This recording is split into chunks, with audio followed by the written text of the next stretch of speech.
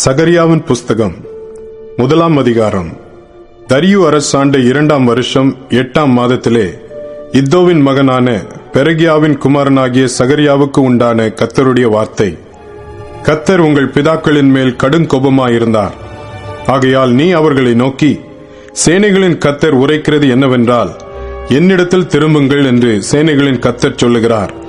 அப்பொழுது நான் உங்களிடத்துக்கு திரும்புவேன் என்று சேனைகளின் கர்த்தர் சொல்லுகிறார். உங்கள் பிதாக்களைப் போல் இராதேயுங்கள். முந்தின தீர்க்கதரிசிகள் அவர்களை நோக்கி, உங்கள் பொல்லாத வழிகளையும் உங்கள் பொல்லாத கிரியைகளையும் விட்டு திரும்புங்கள் என்று சேனைகளின் கர்த்தர் சொல்லுகிறார் என்று கூப்பிட்டார்கள். ஆனாலும் எனக்கு செவி கொடாமலும் என்னை கவனியாமலும் போனார்கள் என்று கர்த்தர் சொல்லுகிறார். உங்கள் பிதாக்கள் எங்கே? தீர்க்கதரிசிகள் என்றென்றைக்கும் உயிரோடு இருப்பார்களோ? இராமற் போனாலும் தீர்க்கதரிசிகளாகிய என் ஊழியக்காரருக்கு நான் கட்டளையிட்ட என் வார்த்தைகளும் என் தீர்மானங்களும் உங்கள் பிதாக்களிடத்தில் பலிக்கவில்லையோ? எங்கள் வழிகளின்படியேயும் எங்கள் கிரியைகளின்படியேயும் சேனைகளின் கர்த்தர் எங்களுக்கு செய்ய நிர்ணயித்தபடியே எங்களுக்கு செய்தார் என்று அவர்கள் திரும்ப வந்து சொன்னதில்லையோ என்று சொல் என்றார். தரியு அரசாண்ட 2ஆம் வருஷம் சேபாத் மாதமாகிய 11ஆம் மாதம் 24ஆம் தேதியிலே கர்த்தருடைய வார்த்தை இத்தோவின் மகனான பெரகியாவின் குமாரன் சகரியா என்னும் தீர்க்கதரிசிக்கு உண்டாயிற்று.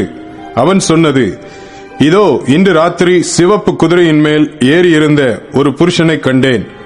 அவர் பள்ளத்தாக்கில் இருக்கிற மிருது செடிகளுக்குள்ளே நின்றார். அவருக்கு பின்னாலே சிவப்பும் மங்கின நிறமும் வெண்மையுமான குதிரைகள் இருந்தன. அப்பொழுது நான், என் ஆண்டவரே, இவர்கள் யார் என்று கேட்டேன். என்னோட பேசுகிற தூதனானவர், இவர்கள் யார் என்று நான் உனக்கு காண்பிப்பேன் என்று சொன்னார். அப்பொழுது மிருது செடிகளுக்குள்ளே நின்ற அந்த புருஷன் பிரதியுத்தரமாக, இவர்கள் பூமி எங்கும் சுற்றி பார்க்க கர்த்தர் அனுப்பினவர்கள் என்றார். பின்பு அவர்கள் மிருது செடிகளுக்குள்ளே நின்ற கர்த்தருடைய தூதனை நோக்கி, நாங்கள் பூமி எங்கும் சுற்றி பார்த்தோம். இதோ பூமி முழுவதும் அமைதலும் அமெரிக்கையுமாய் இருக்கிறது என்றார்கள்.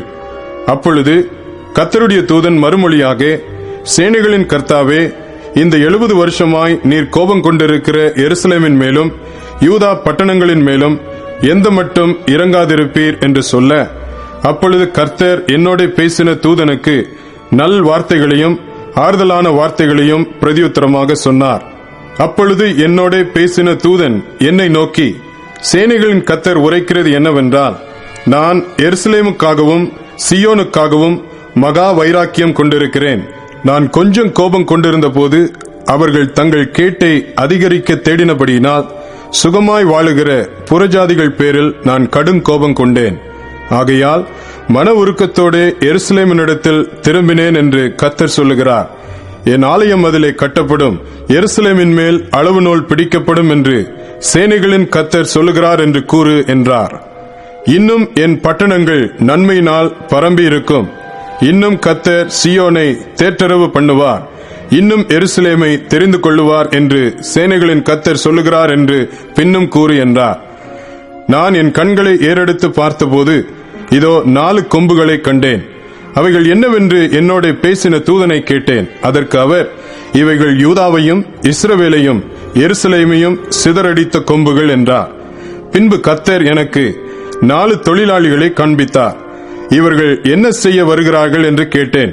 அதற்கு அவர், ஒருவனும் தன் தலையை ஏறெடுக்க கூடாதபடி அந்த கொம்புகள் யூதாவை சிதறடித்ததே, அவைகளுக்கு பயமுறுத்துகிறதற்கும் யூதாவின் தேசத்தை பாழாக்க தங்கள் கொம்பை எடுத்த ஜாதிகளுடைய கொம்புகளை விழத் தள்ளுகிறதற்கும் இவர்கள் வந்தார்கள் என்றார்.